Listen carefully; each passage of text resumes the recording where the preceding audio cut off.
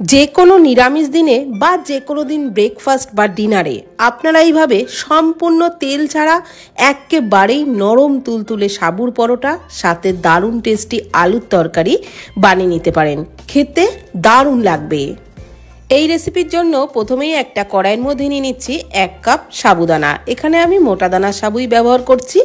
আর সাবুদানাটাকে নাড়াচাড়া করে হালকা করে ভেজে নিতে হবে। খুব বেশিক্ষণ ধরে ভাজার একদমই দরকার নেই।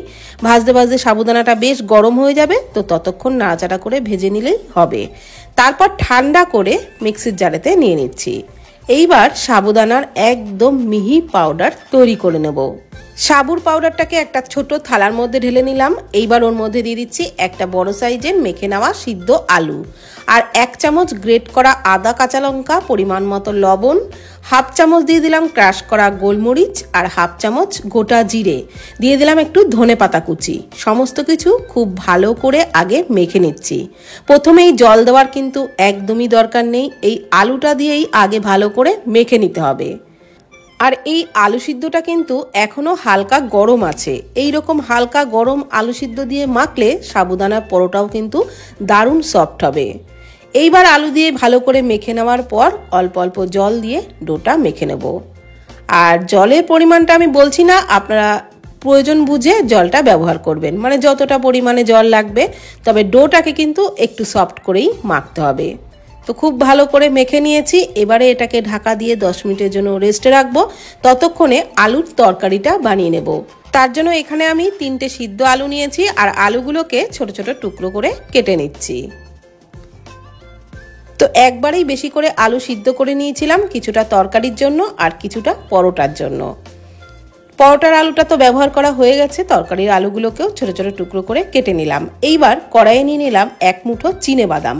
বাদামটাকে নাড়াচাড়া করে হালকা করে ভেজে নিচ্ছি। বাদাম বেশ ভালো করে ভেজে নেওয়া হয়ে গেলে বাদামগুলো তুলে নিলাম। তারপর ওই কড়াইয়ে দিয়ে দিলাম সাদা তেল। এখানে 4 টেবিল চামচ সাদা তেল দিয়েছি।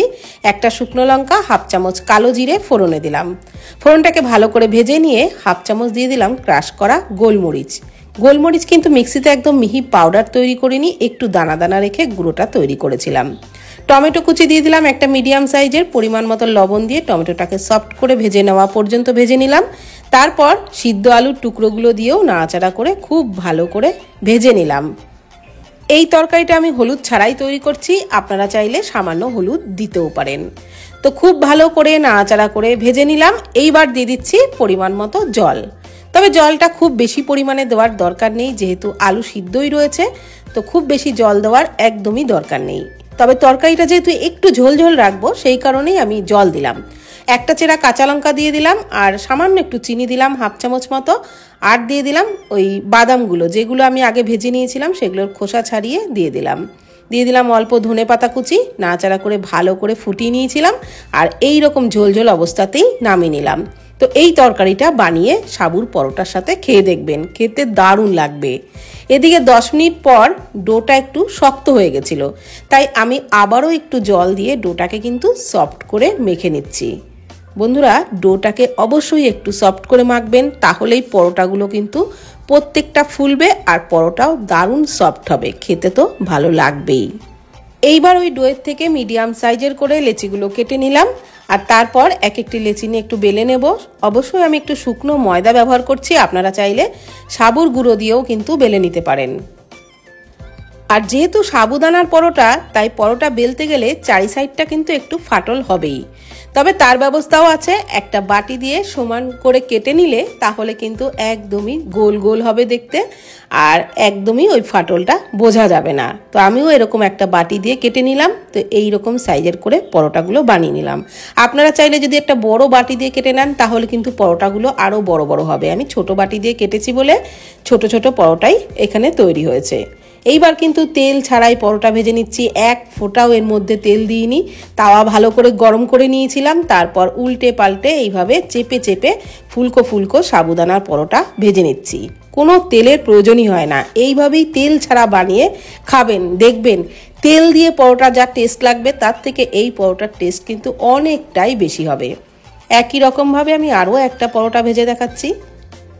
আর এইভাবে চেপে চেপে ভাজলে কিন্তু প্রত্যেকটা পরোটাই সুন্দর ফুলে উঠবে।